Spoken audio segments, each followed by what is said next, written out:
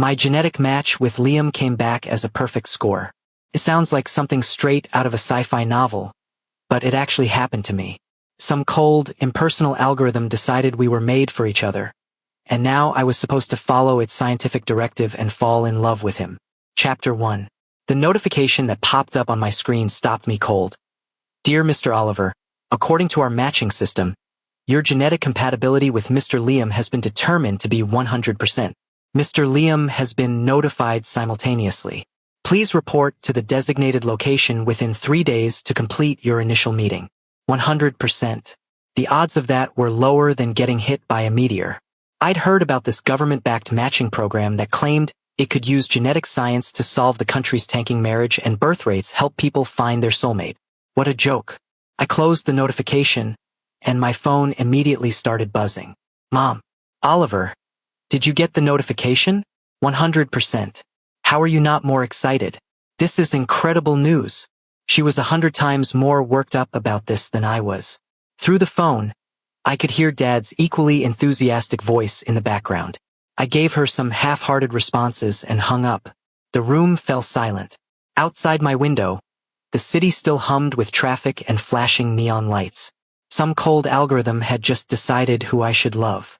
The absurdity of it all hit me hard. My phone lit up again, a message from an unknown number. Hello, Mr. Oliver. This is Liam. Regarding the match results, I'd like to meet with you as soon as possible to discuss. Tomorrow at 2 p.m., Meet Greet Cafe downtown. Does that work for you?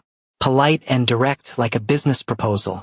I stared at the message, my finger hovering over the screen for a moment before I typed back 2 words. That works. I arrived at the cafe 10 minutes early and picked a quiet spot by the window. My fingers absent-mindedly stirred the straw in my lemonade. I'd be lying if I said I wasn't nervous. The name Liam was practically legendary in the city, heir to a wealthy family empire. Young and accomplished, handsome and loaded. He was a regular fixture in business magazines and gossip columns. And me, Oliver, a recent art school grad scraping by on freelance illustration work and odd jobs. Our lives should never have intersected. But an algorithm had forced us together. The bell on the glass door chimed, and I looked up. A man walked in, tall with long legs, wearing a perfectly tailored charcoal suit. His eyes swept across the cafe, barely pausing before landing on me. He walked straight over. He was just as handsome as in the magazine photos, maybe even more striking in person.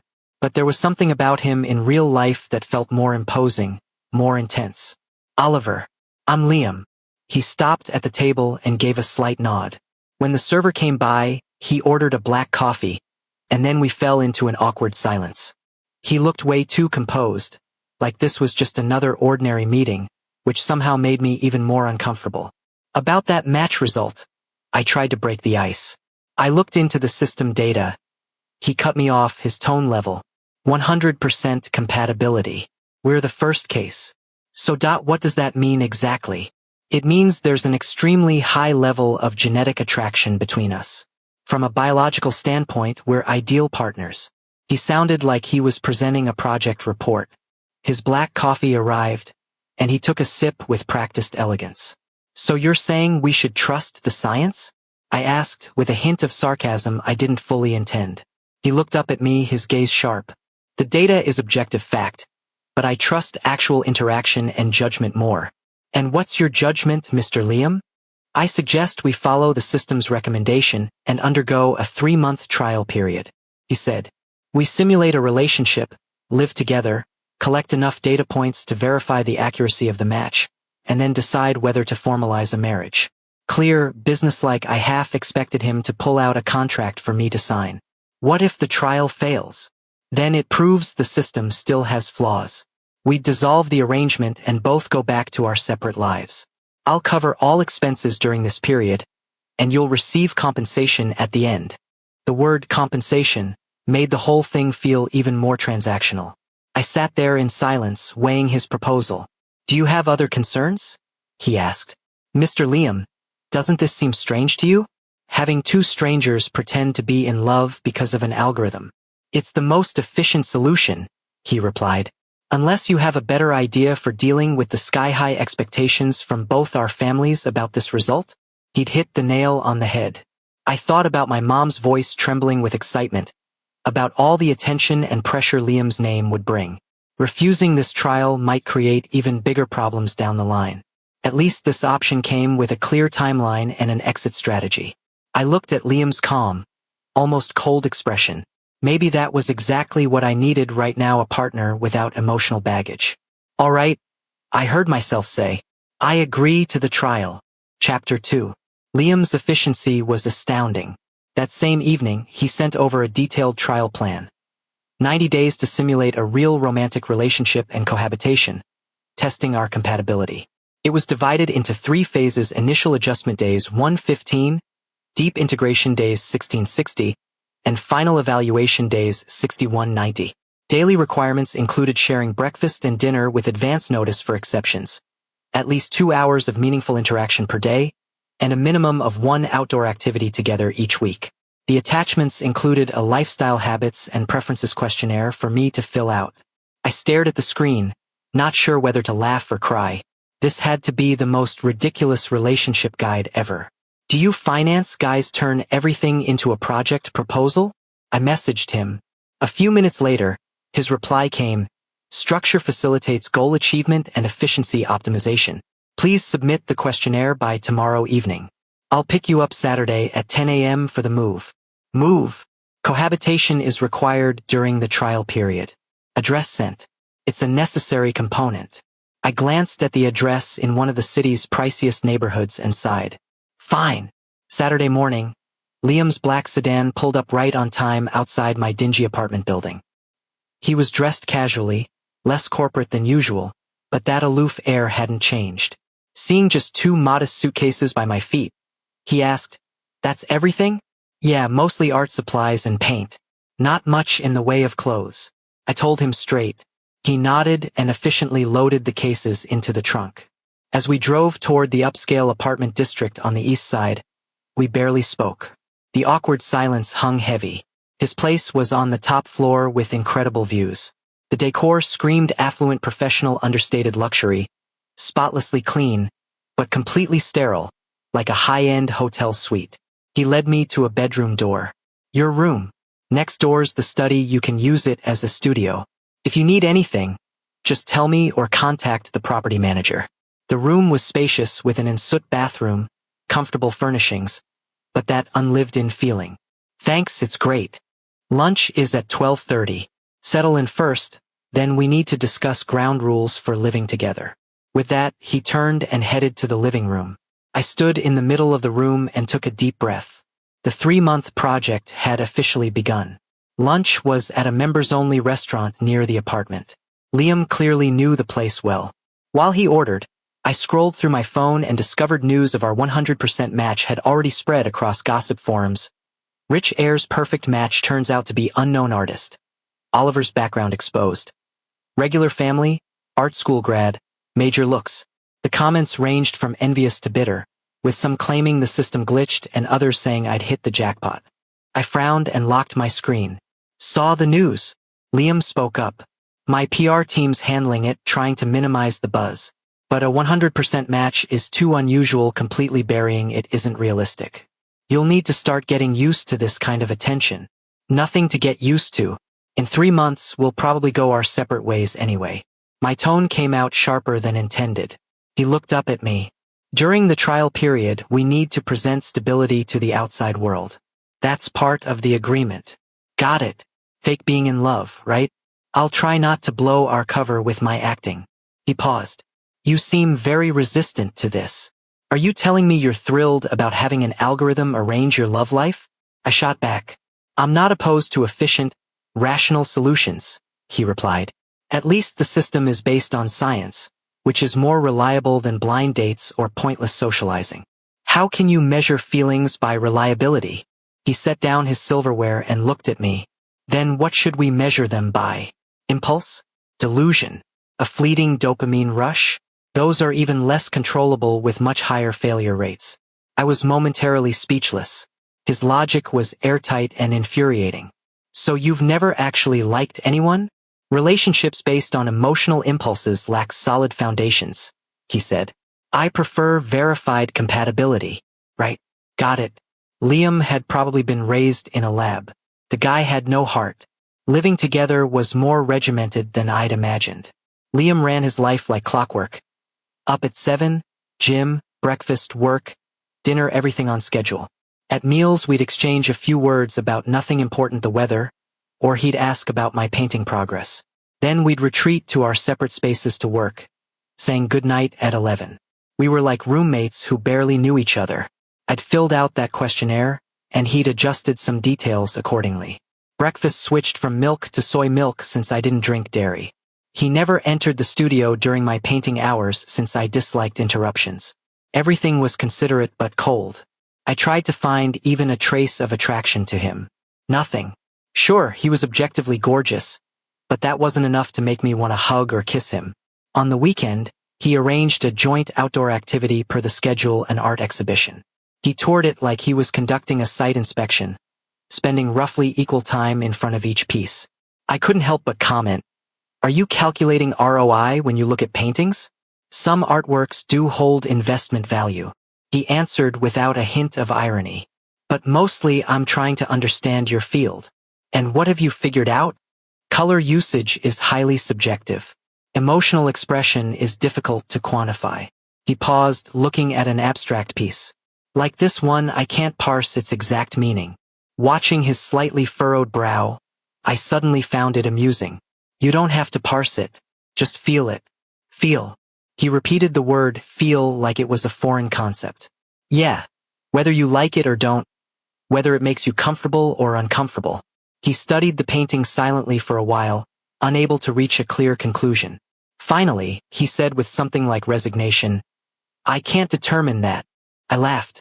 It was the first genuine laugh I'd had since moving in. Liam turned to me, looking puzzled. "What's funny?" "Nothing." I shook my head. Just realizing even Mr. Liam has things he's not good at. Something shifted in his eyes. He didn't respond, just turned to the next painting. But I caught what might have been the faintest hint of a smile at the corner of his mouth.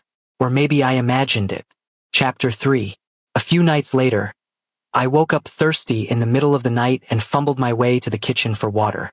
As I passed through the living room, I noticed a small glow of light on the balcony. Liam stood with his back to me, wearing a robe, a cigarette between his fingers.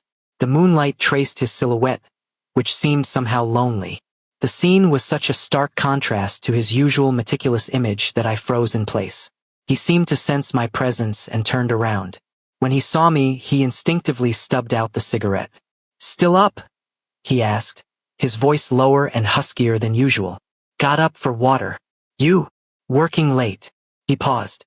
"Not exactly working. Some decisions require a clear head to weigh properly."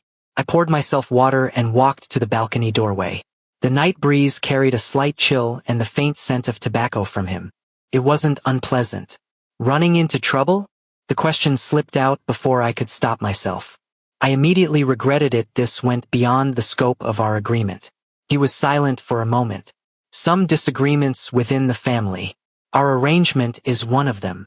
He didn't deny the pressure was significant. "You get used to it," he said flatly. "Any choice that deviates from the expected path invites scrutiny." "You think we're deviating from the path?" "For both our original life plans, obviously yes." He looked at me. "Isn't it?" I couldn't argue with that. "Regretting this agreement?" I asked. "No." His answer came quickly. "I never regret the decisions I make. Everything's still within manageable parameters." Manageable. He always believed everything was controllable. Smoking part of those manageable parameters? I gestured at the cigarette he'd just put out. For once, he hesitated. Occasionally, when efficiency drops, it helps switch mental gears. "I see." I finished my water. "Try to cut back though. Healthy living is part of efficiency too. Right, Professor Liam?" I teased him with the nickname. "Professor Liam?" He was clearly caught off guard. I waved it off and turned to head back to my room. "Good night." "Good night." I took on a project illustrating a book cover. The editor was pushing hard, so I pulled 2 all-nighters in a row. The second morning, I could barely drag myself out of bed for breakfast. Sitting at the table, I was literally fighting to keep my eyes open. Liam glanced at me several times. Your sleep is severely insufficient. Yeah. Deadline? I mumbled, nearly face-planting into my soy milk. He said nothing more. That morning, I forced myself to work in the studio. There was a knock at the door. Liam walked in with a cup of coffee and set it on my desk. To help you stay alert. Thanks. I was a bit surprised. He didn't leave immediately but stood behind me, looking at the base colors I just laid down on the canvas. Will it take long? Trying to finish the line work today. He watched silently for a while. You're very talented. My pen paused mid-stroke. This was the first time he'd directly complimented my work. Thanks. You'll need extra rest afterward. Disrupted sleep affects efficiency. Of course, that was his main concern. But before the subtle disappointment could even surface, he added, and your health. I murmured agreement. He left. I picked up the coffee and took a sip. The temperature was perfect, and the sugar-to-cream ratio unexpectedly matched my taste exactly. He'd remembered from that questionnaire. I shook my head, pushing away the wandering thoughts, and got back to work. When I finally finished the revisions and sent them to the editor, I was practically dead on my feet. I collapsed into bed. I don't know how long I slept before a slight noise woke me. Opening my eyes, the room was dim, just a sliver of light from the hallway under the door. The door opened a crack, and Liam's figure paused in the doorway. He seemed to just be checking if I was sleeping. I instinctively closed my eyes, pretending to still be asleep. He stood quietly for a few seconds. Then the door closed softly and his footsteps faded away. I opened my eyes, staring at the ceiling, a strange feeling stirring inside me. He didn't call me for dinner. I'd slept enough and dragged myself up, starving. Walking out of my room, I found him sitting in the living room with his tablet. The dining table had warming covers over it. Awake, he looked up. Food's on the table. I lifted the cover. My favorite dishes, still steaming. You ordered this? Yes. You need to replenish your energy. I sat down and dove in. He put down the tablet, sat across from me, and ladled some soup into a bowl for me. Slow down.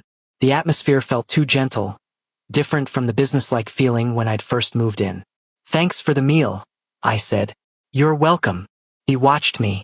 Your brow was furrowed while you were sleeping. Probably just exhausted. Try to avoid this kind of intense all-nighter in the future. Sustainability matters more. Can't help it when you're creating, I said through a mouthful of shrimp dumpling. When inspiration hits, there's no stopping it. He considered this. Understandable, but health is the foundation.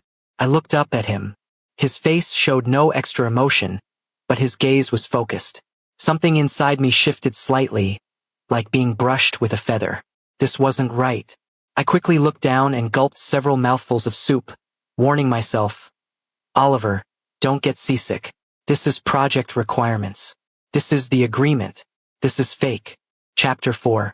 Liam's grandfather was suddenly hospitalized with a serious illness. The news came out of nowhere. We were having breakfast when he got the call. His face darkened immediately after he listened. I'll be right there. He grabbed his jacket and headed for the door, moving quickly. But at the doorway he suddenly stopped and turned back to look at me. Are you going to be okay today? I'm fine, just go, I said right away. He nodded and rushed out. The apartment fell silent all at once. I looked at his barely touched breakfast across from me, feeling strangely empty inside. I was restless all day, the lines on my sketchpad a chaotic mess. Every few minutes I'd unlock my phone, but the screen never showed any new notifications. It wasn't until 9:30 that night that my phone finally lit up. Condition stable for now. Not coming back tonight. I stared at the brief message, my finger hovering above the screen. I wanted to ask if he'd eaten, if he was tired, how his grandfather was doing, but I typed and deleted all those words in the text box. In the end, I just replied with 2 words, okay. The typing indicator stayed on for a long time, and all he finally sent was, yeah. I put down my phone and sighed. This feeling was strange. Even though this was just a contractual arrangement, I was worried about him. The next afternoon, Liam came back. He looked exhausted, his suit jacket draped over his arm, his tie hanging loose. How's your grandfather? I asked. Out of danger, but still needs observation. He loosened his collar. I've got a pile of work backed up from these past 2 days. I'll be in the study. He turned to leave. Hey, I called out, have you eaten? He paused, thinking about it. I don't think so. Let me make you some noodles. The words were out before I could stop myself. Liam was clearly caught off guard, looking at me with a complicated expression. Okay. He finally nodded. I went to the kitchen and quickly made a bowl of noodles, topped with a golden fried egg. When I brought it to the dining room, he was leaning back in his chair with his eyes closed. Hearing the movement, he opened his eyes, and when he saw the bowl of noodles, his gaze clearly lingered for a moment. Just threw something together. Hope it's all right. He picked up his chopsticks and ate quietly, finishing everything, even the broth. It was really good, he said. Thank you. No problem. I picked up the empty bowl. Go ahead and get to work. I turned toward the kitchen sink, and his voice came from behind me. Oliver. Yeah. When grandfather woke up, he asked about you. My movements froze and I turned around. What did he say? He said, Liam looked at me. He hopes he can meet you sometime. My heart inexplicably skipped a beat. Meeting the family that wasn't in my plans, but it seemed unavoidable now. That weekend, I went with Liam to the hospital. In the upscale private room, Liam's grandfather looked a bit pale but was in good spirits. He smiled warmly and had me sit by his bed. Finally get to meet you, son. Grandpa patted my hand. This kid Liam really kept you hidden away. I smiled awkwardly. Liam stood to the side, his expression calm. Grandpa, you need to rest more. How can seeing my grandson-in-law be tiring? Grandpa chided him, then took my hand again. Don't be nervous, kid. Liam's got a hard head, stubborn as a rock. You'll have to be patient with him. He's been great, I said stiffly. Really? Grandpa's eyes lit up.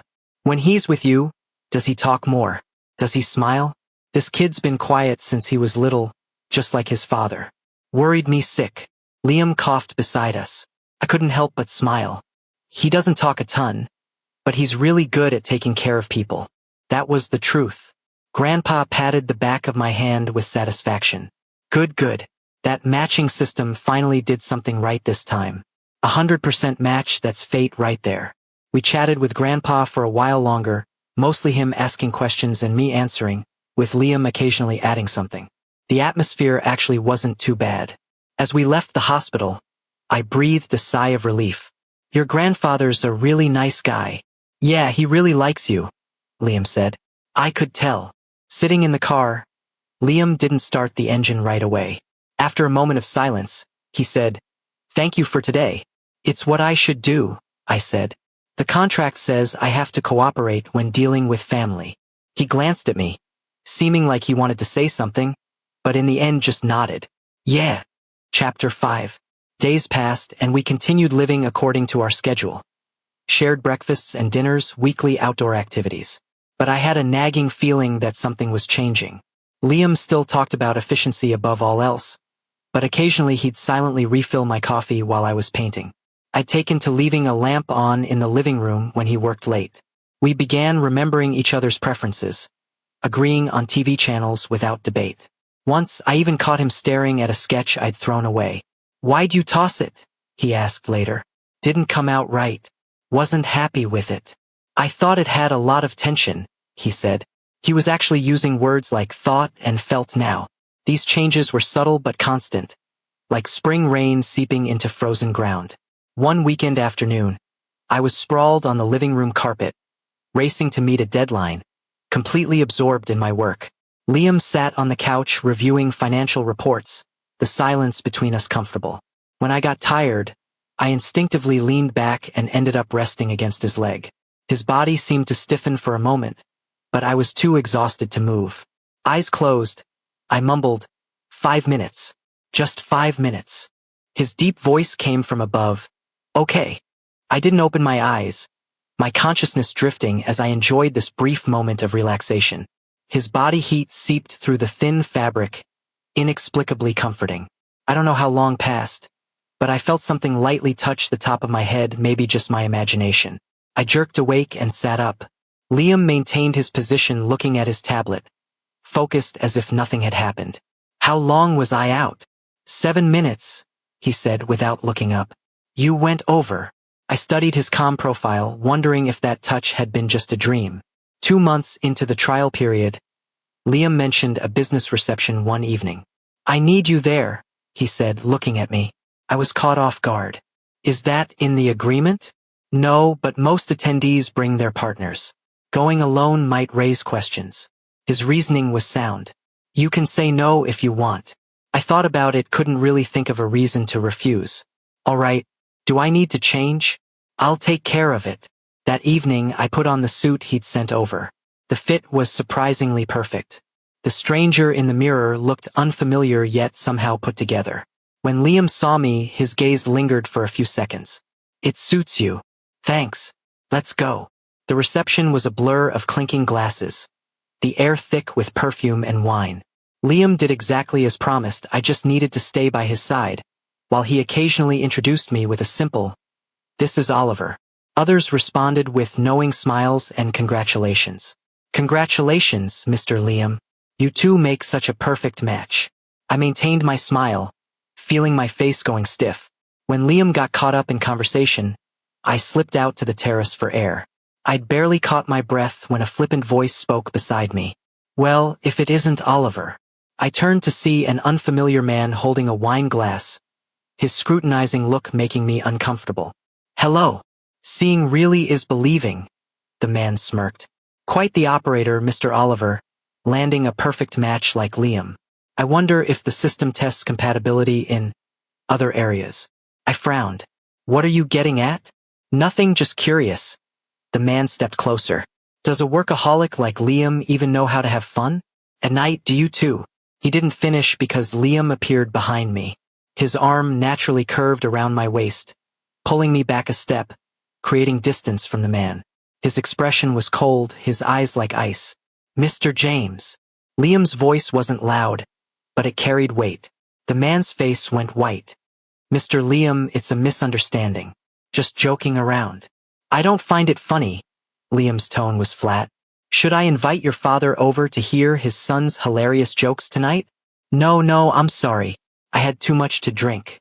I was talking nonsense. The man apologized frantically before making his embarrassed exit. Only the two of us remained on the terrace, the night breeze carrying a slight chill. Liam's hand still rested on my waist. I could feel the warmth of his palm. Thanks, I said. He turned to look at me, silent for a few seconds. Stay away from people like that. I know. He nodded, saying nothing more. But that protective gesture left an indefinable feeling shifting inside me. You okay? He asked, lowering his head, his voice softening. I'm fine. I shook my head, just disgusted by people like that. Ignore him. He released his hand. Next time, just tell me right away. Okay. The evening breeze helped dispel some of the unpleasantness. I noticed his brow was still slightly furrowed. Are you angry? He had no right to speak to you that way. It doesn't really bother me. It bothers me, he interrupted, his tone unusually firm. I stared at him, my heartbeat suddenly accelerating. On the drive home from the reception, we were silent. The car stopped in the garage, and we walked side by side to the elevator. The air so quiet we could hear each other breathing. The image of his arm around my waist and his words, "It bothers me," played on repeat in my mind. The elevator rose slowly, numbers climbing. Thanks for tonight. I broke the silence. It's what I should do. He echoed words I'd once said to him. The elevator arrived, doors opening. We stepped out. At the apartment door, as he reached for his keys, I suddenly asked, was that an act earlier? His hand froze mid-motion. He turned to look at me. The hallway lighting was dim, outlining his deep features, his eyes complex, as if emotions were churning beneath the surface. What do you think? He asked back, his voice slightly hoarse. We were too close. I could smell the faint mixture of wine and aftershave on him, a little intoxicating. I opened my mouth, but no sound came out. His gaze dropped to my lips. For that instant, I thought he was going to kiss me. My heart pounded so hard it felt like it would burst from my chest. But in the end, he only stepped back half a pace. Let's go in. He pushed open the door and walked in first. I stood at the doorway, taking several deep breaths before following. That night, I couldn't sleep. Once you start questioning certain things, there's no going back. I began unconsciously observing Liam, watching his eyes when he looked at me, noticing when his fingers paused on me, wondering if there was hidden meaning in his seemingly programmed actions. But I couldn't read him. He remained rigorous and restrained, following the plan. Only that trial schedule, he seemed not to have taken it out to check in a very long time. Chapter 6. One day, my best friend from college, Jennifer, came to the city on a business trip and asked to meet up. I gave Liam a heads up. "Do you need me to come with you?" he asked. "Nah. It's just catching up with an old friend." According to the agreement, social activities require advance notice and risk assessment. Meeting with an unknown acquaintance alone presents uncertainties. He was pulling out the fine print again. "I've known her for years. There's no risk. Send me the time and location. I'll pick you up when you're done." "Fine." When we met, Jennifer gave me a knowing look. Well, Oliver. So you really ended up with this Liam guy? How's it going? Adjusting to the high life okay? It's whatever. Just an accident, really? Oh please, you're glowing. Clearly someone's being well taken care of. She smirked. Shut up. It's just a business arrangement. How far has this arrangement gone? I kicked her shin. Nowhere. It's completely innocent. Joking aside, Jennifer got serious. But really, is he good to you? Has his family been giving you a hard time? I thought about Liam's cold expression, but also how he'd shielded me from drinks, stood up for me, made me coffee. He's okay. That's good. But keep your guard up. All right? Don't fall too hard. This relationship started with a matching service, after all. Don't let yourself get hurt. I knew she meant well. I got it. Near the end of our get-together, Liam texted, "I'm at the curb." I said goodbye to Jennifer and walked out of the restaurant. Sure enough, that familiar black sedan was parked by the street. I opened the door and got in. "Your friend left?" Liam asked. "Yeah. I could have gotten home on my own, you know? It was on my way." The car smoothly merged into traffic. After a quiet moment, he suddenly asked, "What did you two talk about?" "Oh, just catching up on life and stuff." Was she curious about me? A bit. You're pretty well known, after all. What did you say? I turned to look at him. He was focused on the road ahead, his profile tense, as if it were just a casual question. I said you're pretty nice, that you look out for me. The truth. What else would it be? The corner of his mouth seemed to curve slightly, just barely. Liam had to leave for a 2-day business trip. It was the first time we'd been apart since this trial period began. The apartment suddenly felt huge and quiet, so quiet it was uncomfortable. That evening, I stared at my easel without any inspiration. My phone rang. It was a video call request from Liam. My hand jerked, almost hitting decline, but I steadied myself and answered. On screen, he appeared to still be in the hotel office, wearing a dress shirt with a desk in the background. "Painting?" he asked. "No, just spacing out." I propped my phone up nearby. "You done with work?" "Yeah. Just finished a meeting." A few seconds of silence passed between us. Felt oddly awkward. "How's the weather there?" I grasped at a lame topic. "Same as back home." He replied, "Did you have dinner?" "Yeah, takeout. Clay pot rice." Another dead end. I looked at him on screen and suddenly noticed, "Your tie's crooked." He looked down, casually adjusting it. "Better. A little more to the left." "Yeah, that's it. Thanks." "You're welcome." This conversation was painfully boring, but neither of us moved to hang up. "What time are you getting back tomorrow?" I asked. 3 p.m. flight. Should be there around 5. "Oh, want me to bring you anything?" "Ah, no need. I saw a famous handmade chocolate shop." "Sure. Bring back whatever." "Thank you." "Okay." He paused.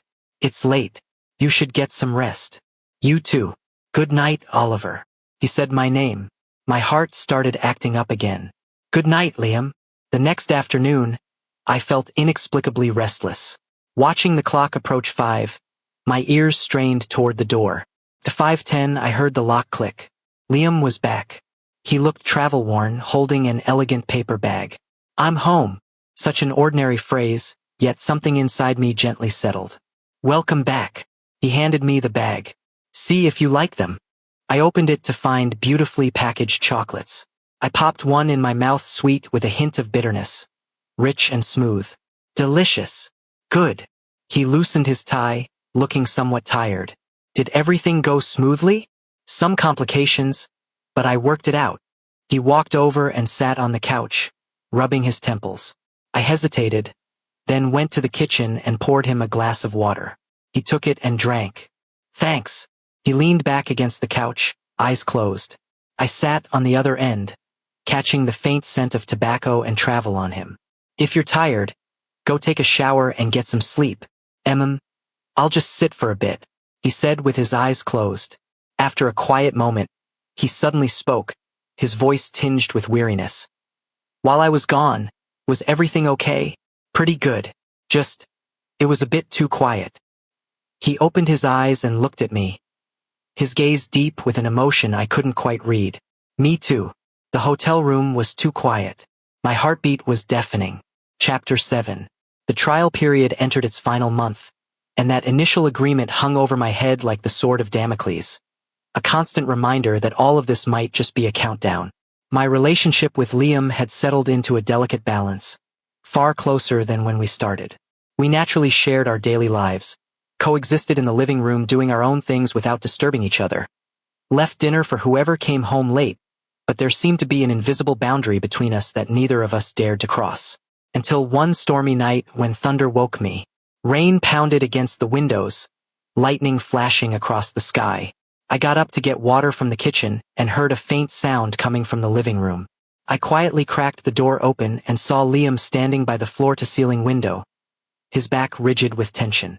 A bolt of lightning lit up his face for an instant, deathly pale, and he was trembling. I almost doubted what I was seeing. Could Liam, always so calm and composed, actually be afraid of thunder? I hesitated, then walked out. Liam. He spun around sharply. When he saw it was me, the panic in his eyes hadn't quite disappeared yet. Did I wake you? The rain's pretty loud. I moved closer. Are you okay? I'm fine. His voice was hoarse. I just don't like thunderstorms much. Another crack of thunder split the air, and his body visibly flinched. Without thinking, I grabbed his wrist. His skin was cold, his pulse racing. He looked down at my hand. I didn't let go. Come sit on the couch for a bit, I suggested. He didn't object, and I led him over to sit down. The thunder kept rolling, but holding his hand, I could feel him gradually relax. It's from when I was a kid, he suddenly said, his voice low. I was taken away during a thunderstorm once. My chest tightened. How long? 3 days, he said flatly, as if talking about someone else. Ever since then, I've been a bit reactive to that sound. Pretty ridiculous, right? Not ridiculous. I squeezed his hand. Not ridiculous at all. He fell silent, then turned his hand over to grip my fingers in his palm, holding tight, as if drawing strength from me. We sat there on the couch, listening to the storm outside, hands clasped together, neither of us speaking. It wasn't until the thunder rolled away into the distance and the rain softened that his breathing finally steadied. Thank you, he said quietly, but he didn't let go of my hand. You're welcome. By the time dawn broke, we finally retreated to our separate rooms, our fingertips still seeming to hold each other's warmth. After that night, something fundamentally changed. We made more eye contact, and when our fingers accidentally touched, we no longer pulled away like we'd been shocked. There was an unspoken tension in the air, but neither of us acknowledged it. In the final week of the trial period, Liam seemed busier than ever, coming home late more often, sometimes smelling of alcohol. When I asked, he just said things were wrapping up and there were a lot of business dinners. I felt uneasy. Then one afternoon, while looking for a book in his study, I accidentally knocked over a file folder. Among the scattered documents was a project proposal for matching system optimization. Liam was one of the investors. I froze. Investing in the matching system? So he'd known all along, was even involved? Then our match. My heart sank. I forced myself to stay calm, gathered the documents, put them back, and pretended I'd seen nothing. But once planted, the seed of doubt grew wild. The perfume smell when he came home late, the vague phone conversations, his occasional distraction and hesitation, all the details connected, pointing to a possibility I didn't want to believe. Maybe none of this was as simple as it seemed. Maybe I was the one being kept in the dark, being evaluated, being experimented on, and the deadline was almost here. On the last day of the trial period, the weather was beautiful. Sunlight streamed through the floor-to-ceiling windows like on countless ordinary mornings before. Liam and I sat across from each other at breakfast, the atmosphere strangely quiet. We both knew what today meant, the end of the 90 days. Judgment Day. I spoke first. "Can we talk tonight?" He cut me off, his voice a bit raspy. "I have an important meeting this afternoon." I looked at him. There were faint dark circles under his eyes, like he hadn't slept well either. "Okay." He finished eating quickly, grabbed his coat, and headed for the door. He paused, turned back.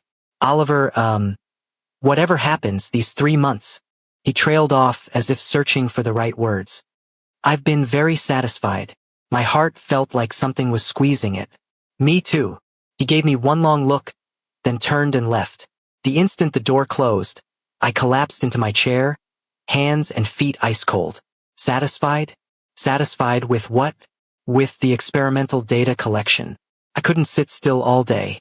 I couldn't paint, couldn't eat. My mind kept replaying every moment of the past 3 months. All that tenderness, the protectiveness, the understanding, had it all been an act? All programmed? Just to validate some ridiculous genetic match? That evening, I got a call from an unknown number. "Mr. Oliver? I'm Mr. Liam's personal attorney. Regarding the expiration of your agreement with Mr. Liam, he's asked me to communicate with you. Would 7 o'clock this evening work for a meeting?"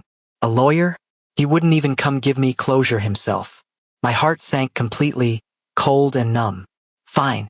Send me the address. How about the Shoreline Cafe near Mr. Liam's apartment?" "That works."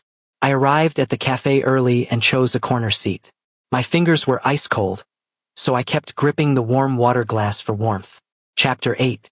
At 7 o'clock sharp, a middle-aged man in a suit carrying a briefcase showed up right on time. "Mr. Oliver, hello?" He sat down, opened his briefcase, and pulled out some documents. "First, on behalf of Mr. Liam, I'd like to thank you for your cooperation over these past 3 months." The formal, cold opening made my heart sink little by little.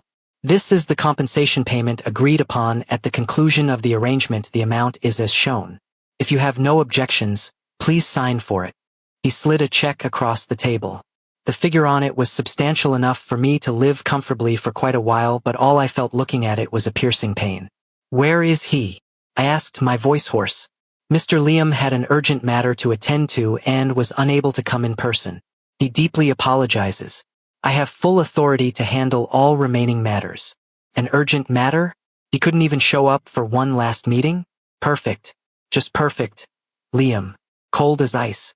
"If you have no objections to the compensation amount, please sign here." The lawyer held out a pen. I stared at the receipt form and the check, feeling like I was selling off 3 months of emotions and my own stupidity. In addition to this, the lawyer pulled out a thick envelope from his bag. "Mr. Liam specifically instructed that this must be delivered to you personally." I froze for a moment, then took the envelope. Inside was a stack of drawings, rough sketches I'd casually tossed aside, some barely more than doodles. He'd kept them all. Below each drawing was a small note with a date, and some even had brief comments. "Bold use of color. Interesting lines. Seems like you were in a bad mood today." As I flipped through them one by one, my fingers trembled uncontrollably.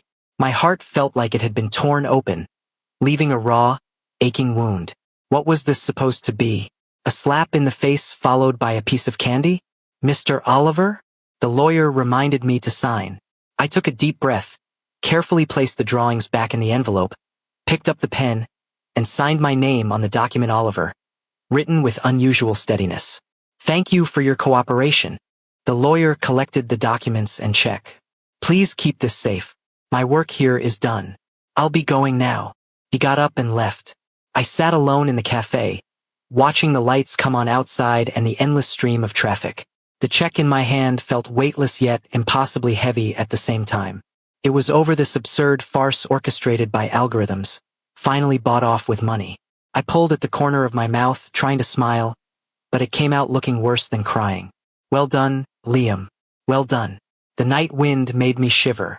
Eventually I stood up and headed toward the apartment. I still needed to get my stuff and make a clean break, Downstairs at the apartment building, I saw Liam's car. He was leaning against it with his head down, several cigarette butts scattered at his feet. He looked like he'd been waiting a long time. I stopped in my tracks, staring at him coldly. He seemed to sense something, and when he looked up and saw me, his eyes lit up. He quickly walked over. "Oliver, where've you been? Your phone was off." "I got the check." I cut him off, my voice so calm it surprised even me. "And thanks for returning those drawings. I'll come get my things tomorrow." I held out the apartment key. "Here, this is yours." He stood there frozen, not taking the key, his face looking pale under the streetlights. "Oliver, it's not what you think." I cut him off again, feeling like I was using every last ounce of strength I had. "The trial's over. The data's been collected. We're even. Let's not see each other again." I finished speaking and moved to walk around him into the building, but he suddenly grabbed my wrist, gripping it so hard it hurt. "Let go." "I won't."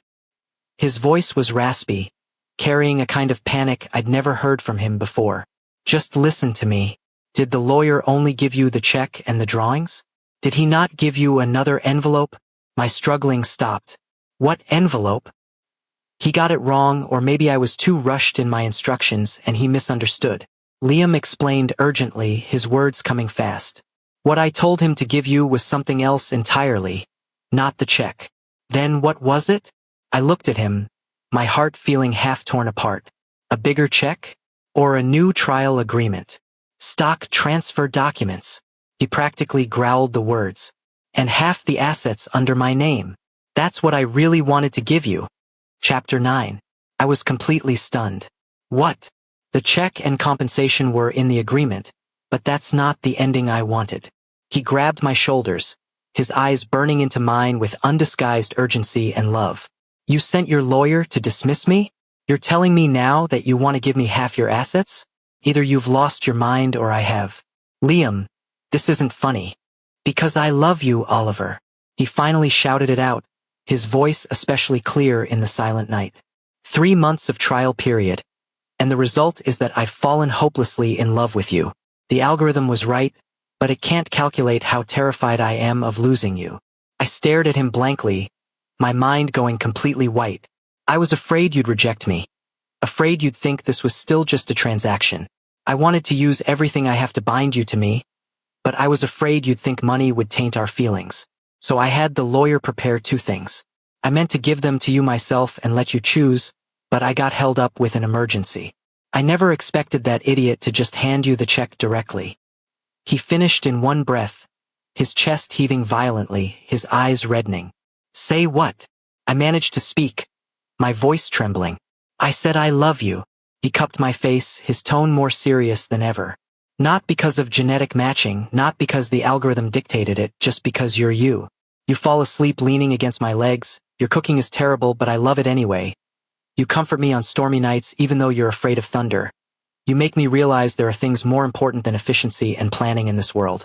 Oliver, the trial period is over, but I hope we're just beginning." He lowered his head, pressing his forehead against mine, our breaths mingling. "You can choose to take the check and leave me. I respect whatever choice you make. But please at least look at the other document. See my true feelings." I stood there like I'd been struck by lightning, too overwhelmed to think. The night wind blew past, carrying his familiar tobacco scent and anxious breath. "So it's not that you don't want me, you want me so much you're willing to give up your entire fortune." This idiot. I followed Liam back to the apartment. The lawyer rushed over, sweating profusely, apologizing repeatedly as he handed over another sealed envelope. Liam waved him away. We sat on the living room sofa, that heavy envelope on the coffee table like a bomb. "Take a look," Liam said hoarsely. "This is my complete sincerity." I didn't look at the envelope. I just looked at him, at his reddened eyes, his tense jaw, his unprecedented nervousness. "Why?" I asked. "Why me? Just because we're 100% match." "No." He shook his head. "The system match just made us meet. But what made me fall in love with you was the person who makes me noodles at dawn, who holds my hand when I'm afraid of thunder, who waits for me to come home." He picked up the envelope containing my discarded drafts, his fingertips gently caressing it. "These are more real than any data. My defenses completely crumbled in that moment. Liam, I took a deep breath. Do you know you looked like a lunatic downstairs just now? I know. He laughed self-deprecatingly. Since meeting you, many of my principles and plans have spiraled out of control, but I'm willing to accept it. He gripped my hand tightly. Oliver, give me an answer. Take the check and leave, or take half your assets and then take responsibility for you? I interrupted, deliberately asking. His gaze burned into me. Choose one. I looked at him for a long time, then slowly pulled my hand away. As Liam's expression instantly darkened, I picked up the envelope. Weighing it was heavy. Then I gently placed it back in his hands. Liam, I'm not for sale, and I don't want your money. His face turned deathly pale. I leaned over and kissed his lips, light and quick. I just want you. That's enough. He froze, his pupils contracting sharply, as if he couldn't believe it. The next second, overwhelming joy flooded from his eyes. He pulled me tightly into his embrace, with a force that felt like he wanted to merge me into his bones and blood. Say it again. His voice choked. I said, Liam, I love you too. Let's try this no algorithm, just feelings. He held me tighter, his body trembling slightly. Okay, just feelings. Outside the window, the city lights flickered gently, as if celebrating a true new beginning. We never looked at that equity transfer document again. Liam wanted to tear up the check, but I stopped him. Keep it and frame it, to commemorate someone's black history of almost screwing everything up. I teased. He laughed helplessly and pulled me into his arms. There won't be a next time. We moved, leaving behind that apartment full of trial period memories for a warmer, more lived-in home. We chose the furniture together, picked out the curtains together. My art supplies and his documents shared the study space in chaotic harmony. The genetic matching system continued operating, becoming a hot topic in society. Some succeeded, some failed. Liam and I, as the first 100% match case, were still occasionally mentioned. But for us, it was just the beginning of the story, a somewhat bizarre but well-ended beginning. What mattered was never how the algorithm calculated, but what couldn't be calculated. I'd wake up every morning, look at his sleeping face, and couldn't help stealing a kiss. And he'd unconsciously tighten his arm around me, half asleep. He'd text me during business dinners, complaining about the terrible food and missing my cooking, even though my cooking remained inconsistently mediocre. He'd forcibly carry me back to the bedroom when I stayed up late working on drafts, threatening to confiscate all my brushes if I didn't sleep. And I'd smooth out his furrowed brow when work stress got to him, earning a tired but genuine smile. We visited Grandpa together, who held our hands and said with a laugh, I knew it would work out. We dealt with both families' concerns together, occasionally had small conflicts, but always resolved them by the end of the day and fell asleep in each other's arms. One day, while organizing the studio, I found that envelope of discarded drafts again. Liam came in and hugged me from behind, resting his chin on my shoulder. Why do you still keep this embarrassing stuff? Of course I'm keeping it. He pulled out a crooked sketch and chuckled softly. To show our kids someday. Tell them how their dad got tricked into this by these drawings. I elbowed him lightly. Who said I'm having kids for you? The agreement said that after a successful match, procreation is recommended. He recited the clause seriously. Screw that stupid agreement was voided ages ago. He laughed and kissed my cheek. Fine, it doesn't count. We'll decide for ourselves whether we want them. The evening sun streamed through the window, falling on our intertwined hands, warm and solid. An algorithm might calculate genetic compatibility, but it can't calculate the angle of afternoon sunlight, the force of an embrace, the warmth of a kiss, or how two once independent people gradually draw closer, choose each other, and become irreplaceable parts of each other's lives. Love is a miracle that science cannot explain, and we were fortunate enough to become each other's miracle. Liam hummed in agreement. Next time it thunders, you won't have to be afraid. Right, because I'll be by your side. Always. Si te gustó esta historia, por favor haz clic en suscribir a mi canal.